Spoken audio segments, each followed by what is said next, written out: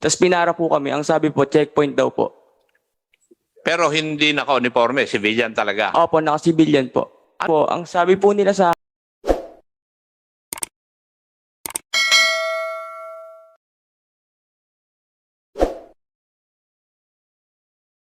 gumaraan para mapalabas ko po si Junel. Kasi po natatakot na po ako, Your Honor, kasi po sinasaktan na po nila ako. Yes. Kaya ginawa ko po yung paraan na yun. Sumunod po ako sa kanila sa labas. Pagka ano po, may nakaparada po na kulay gray na sasakyan doon sa harapan namin. Pagbukas po nila ng sasakyan, pag ano nila kay Junel, nakita ko yung anak ko na nakaposas po doon sa loob ng sasakyan. Ano ang ginawa sa'yo? Ano po, umiyak na po kasi nung kinuha ko. Sabi ko po, sir, parang awa niyo na po, graduating po ako. Tapos si Major Persyong Kala po, sinampal niya po ako. Okay. Tapos yun po, umandar na po kami. Dinala po nila ako sa taktak. Tapos habang umandar po, may sinasabi sa akin, tapos sinusupot yung ulo ko po. Nung nawala po yung anak ko sa piling namin, nagunaw po yung mundo namin eh.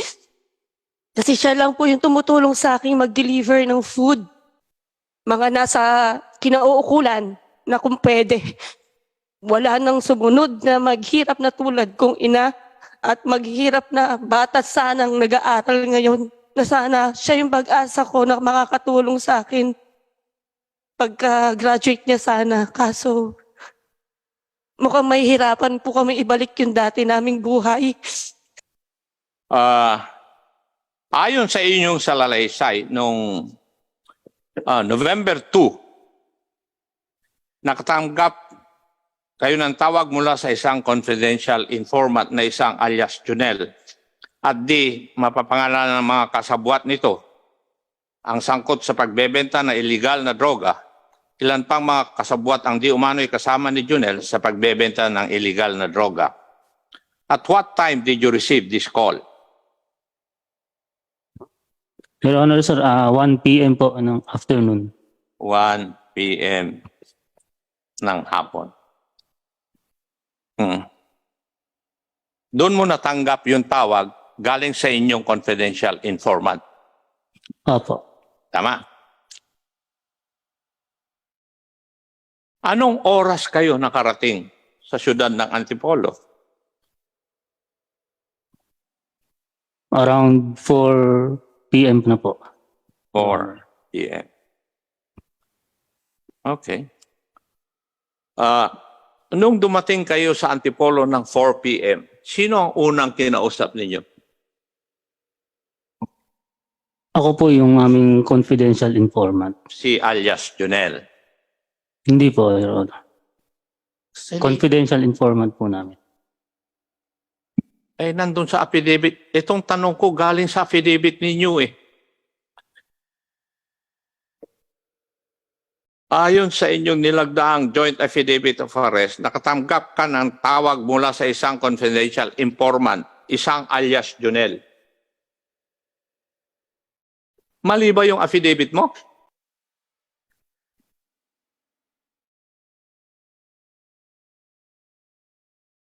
Your Honor, hindi po ganun yung nakasulat sa affidavit mo. Ano ang nakalagay? Basahin ko po yung paragraph ng pagdating namin yun. Na humigit kumulang 4:00 ng hapon. Ay hindi. Before that. Bakit kayo napunta sa Antipolo? Okay po, sige po. Nung humigit kumulang 1:00 ng hapon, nakatanggap po ako ng tawag sa aking confidential informant na ayon sa nasabing tawag ay isang alias Junel ang... Hindi mo alam ang confidential informant mo? Kilala po, hindi ko po, sir, may Eh, yun disclose ang pa. sinasabi ko eh. Dinideny mo eh. Sir, yung alias Junel po ay hindi po yun yung CI, yun po yung nire-report niya. Target po. Yung alias Junel, ang sinasabi ng informant mo na nagbebenta ng droga. Yes po, Your Honor. Yun. Nagkaintindihan tayo doon. Ngayon, yung Junel na yon hindi nyo kakilala. Hindi po. Your Honor. Hindi, si CJ, yung anak ni Mrs. Marbella.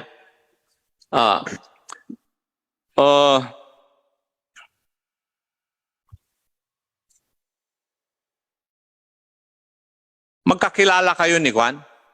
Ni yung anak ni Junel, yung anak ni Juan, ni Mrs. Babagay? Yes po, Your Honor. Ano ang palayaw mo? Kasi ang nakalagay na pangalan mo is Christian eh. Junel talaga? Christian Junel? Hindi po ako si Christian Junel. Yun yung akusado. Yes po. CJ. Yes po. Magkakilala kayo ni CJ? Ay, ni Junel? Yes po. Yes. Paki-relate nga po ninyo sa akin. Ano po yung sasakyan na kumuha sa iyo sa Yupeco? Yung parang nandun din po sa CCTV, Your Honor. Ganun Yung- kulay din po. Nasa CCTV po. Iyon. Opo. Yung tumawag sa iyo na magkita kayo sa Yupeco, kilala mo? Hindi po kami nagkita sa Yupeco. Sinundo niya po ako sa bahay namin. Sinundo ka sa bahay ninyo. Yes po. Tapos, Nagmotor po kami papuntang Yupeco. nagpunta ka sa... Bakit kayo pumunta sa Yupeco? Yung Magpapasama daw village? po. Ha? Magpapasama daw po sa akin. Nagpapasama sa Opo. iyo. At nung sumama ka, Pagdating po namin sa may village, yung pababa na po, meron pong nakatayong nakasibilyan. Tapos pinara po kami. Ang sabi po, checkpoint daw po.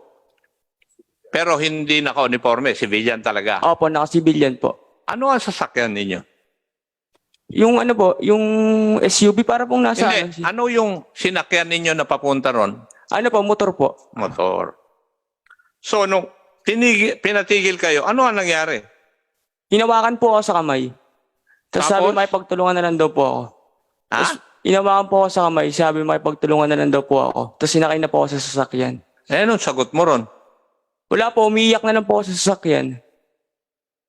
Pinasok ka sa sasakyan. Opo. Wala na po silang binanggit. Wala naman po. Sabi, makipagtulungan na lang daw po ako.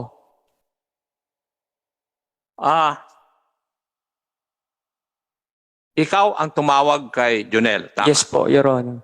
Anong oras yun?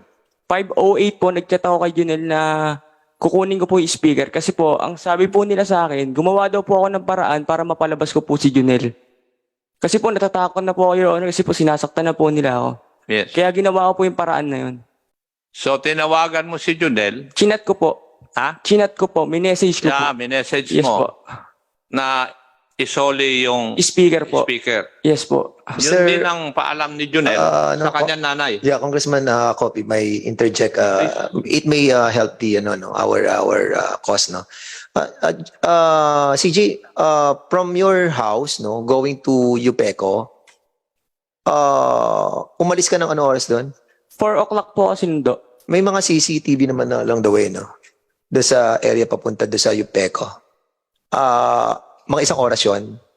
Wala pong isang oras. Mga ilang minuto? Saglit lang. Mga 20 minutes, nandun na po kami. 20 minutes. So, Yes po. do you have an idea that sa area yun, mayroong mga CCTV along the street? Hindi po, Your Honor. Wala pong alam na may CCTV doon. Kasi it might help your affidavit as well if we will be able to get you riding in that motorcycle going to that area kung saan kayo na according to you doon kayo kinuha Yes sa po. may checkpoint. Yes po. Yung sa may checkpoint na yon, anong area yon sa Antipolo? Yupeco po. Pababa na po yun eh. Pababa na Yung po. Yupeco is Mr. Congressman, Chair, that's a village Sa may po. mostly may occupied harap po. mostly occupied by UP pan. is there any chance that we can get some CCTV in that area? I do not know. It's a village where most vehicles are not allowed to pass because it's a private subdivision. As a Okay. matter of fact, bago ka pumasok doon, sinisita ka ng gwardiya nila. I see. That's in Okay. Barangay San Luis, If City of Antipolo. in that case, if ever, no, lalo na sa mga magulang, kung we can able to get that, it will be helping a lot. Anyway, go ahead, Congressman. Carl, anong oras ka sinundo? Pakiulit. 4 o'clock po. 4 o'clock. PM. Yes po. Pumunta kayo sa Yupeco. Anong oras kayo checkpoint? Yun po, pagdating po namin, mga 4:20 po yata yun. Kasi di ko na po alam kasi di na po natin yun sa oras nun eh. Kinabahan na po 4:20. ako. Yes Oh. po. Pero 4 o'clock ka sinundo Yes sa bahay. It is well to note, Mr. Chair, na sa testimony ngayong araw na ito ng ating mga pulis, 4 o'clock sila dumating sa Antipolo. Alam po ninyo, Mr. Chair, kahapon nagkaroon po ng hearing yung Committee on Dangerous Drugs. Yes. At ang nag-giveaway doon sa mga nag-ooperate na unit is because of the timeline ng video footage na present ni Secretary Abalos. Nandun yung timeline. Hindi nagtatali. Doon sa video footage, na-aresto si Mayo ng earlier than reported. So kaya importante yung time eh. Kaya ako nagtatanong. Kaya, noong kinuha ka at past 4 o'clock, 4:25 according to you, ano ang ginawa sa'yo?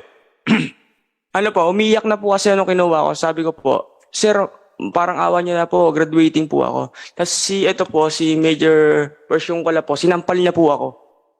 Okay. Tapos yun po, umandar na po kami. Dinala po nila ako sa taktak. Tapos habang umandar po, may sinasabi sa akin, tapos sinusupot yung ulo ko po. Hindi nga. So, sa tingin mo, ilang oras na nasasakyan ka na hindi mo pa tinatawagan si Jonel? Mga 1 oras po. So, 1 oras. So, 4:20, mga 5 plus. 5 plus. Sige. So, after that, napilitan kang tawagan si Jonel. Yes po. So, 5 plus. Sinabi mo sa kanya na isoli niya yung speaker. Yes po. And that tallies with the statement of Mrs. Babagay na nagpaalam yung anak niya para magsoli ng speaker sa iyo. Yes po. Kasi may pupuntahan sana silang dalawa. Nandun sa affidavit. So, nung tinawagan mo si Juan na pumunta sa bahay, saan kayo galing nung pumunta na kayo dun sa bahay ninyo? Dun sa compound? Sa taktak po. Galing sa taktak? Yes po. Paano nyo nalaman na si Jonel ay nandun na sa bahay nyo?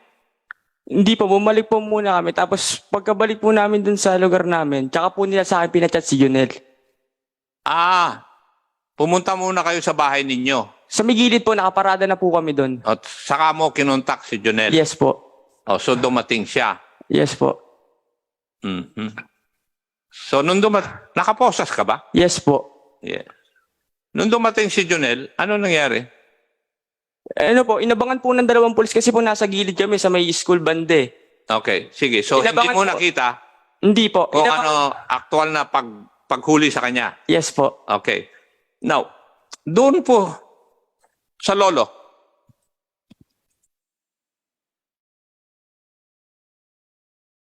Lolo, Opo. okay pa ba tayo? Ayos po. Oh, good. Kayo po ang nandun nung kinuha si Jonel doon sa compound niyo. Opo. Nasaan po si Jonel? Sa loob ng compound? Nakita ko na ako, bit-bit nila. Papaano. Tapos, sa loob ng compound, kala ko naman kung ano. Sa loob ng compound ninyo kinuha si Jonel. Oh.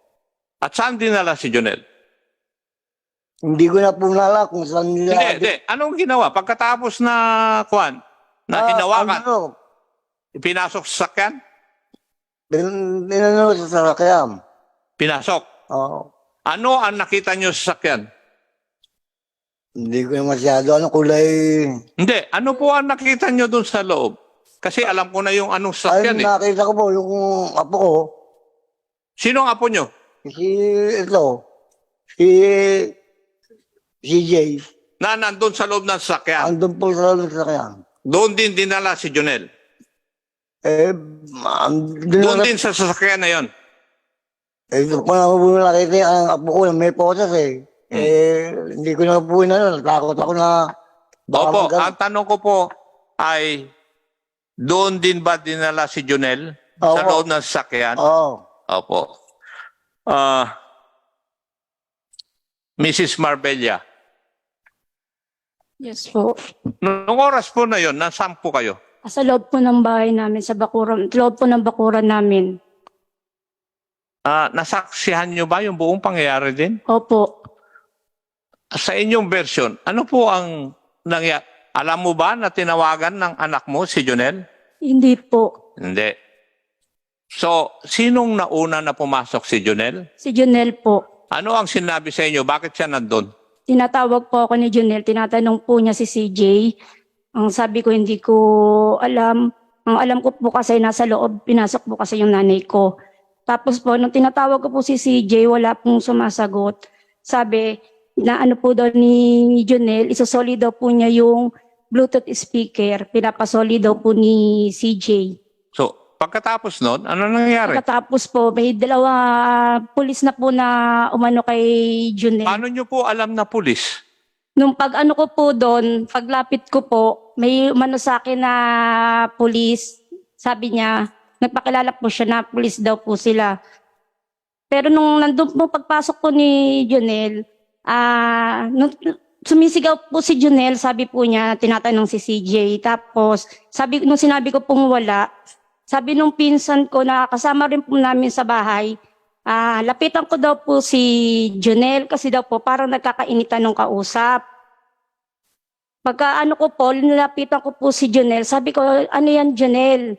Tapos hindi nag-aano si Junel, nagmamakaawa na si Junel na nabitawan po siya. Tapos inaano daw niya, itachat daw po niya yung mama niya. Tapos ayaw ibigay ng mga pulis yung cellphone ni Junel. Kinuha po nila yung cellphone ni Junel. Hanggang nagkandao po na po si Junel doon sa may harap ng tindahan namin dahil pinipilit nilang mailabas si Junel sa loob ng bakuran po namin. So, ipinasok din sa sasakyan. Opo. Nakita nyo rin? Opo. Yung anak nyo ba? Nakita Opo. nyo rin na nasa loob? Opo. Kasi po, nung pagkalabas po nila, sinundan po namin, sumunod po ako sa kanila sa labas. Pagka may nakaparada po na kulay gray na sasakyan doon sa harapan namin. Pagbukas po nila ng sasakyan, pag nila kay Junel, nakita ko yung anak ko na nakaposas po doon sa loob ng sasakyan. Okay, thank you. Mrs. Babagay?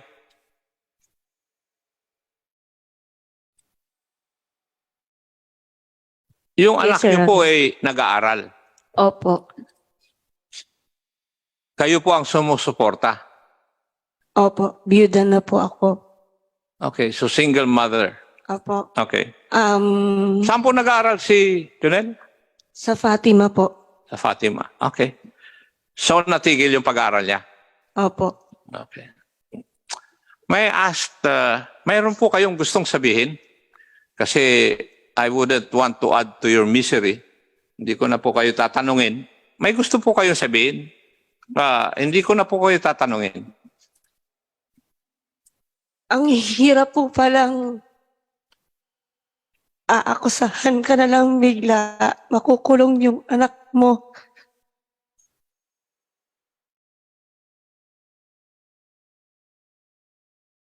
"17 years po kaming separate ng father niya. So single mom po ako. Ako lang po nagtaguyod sa anak ko. Nung nawala po yung anak ko sa piling namin, nagunaw po yung mundo namin eh. Kasi siya lang po yung tumutulong sa akin mag-deliver ng food. Ang business ko po kasi ngayon is nagluluto po since nung pandemic nag-start po ako. Dahil nawalan din po ako ng work. Dati po ako staff sa Ateneo. Nung wala na pong school activities, so nag-start po na nagbawas po ng empleyado. Is kasama po kami dun sa nawalan ng trabaho. After pandemic, during pandemic, ang naisip ko lang pong paraan ng magluto and magdi-deliver po ang anak ko. May online po kaming sa Facebook na pinopost yung food and then marami pong nag-order. Sa ngayon po, pati po fund ng pag-aaral ng anak ko naubos na. Kasi napag-ipunan naman po ng tatay niya kahit hiwalay po kami. Ubus na po dahil lahat po nung fund na ubus na namin sa pag-aasikaso sa anak kong nakakulong na wala namang kasalanan. Nakiusap po ako sa kay congressman na kung pwede tulungan niya ako kasi walang-wala na talaga kami.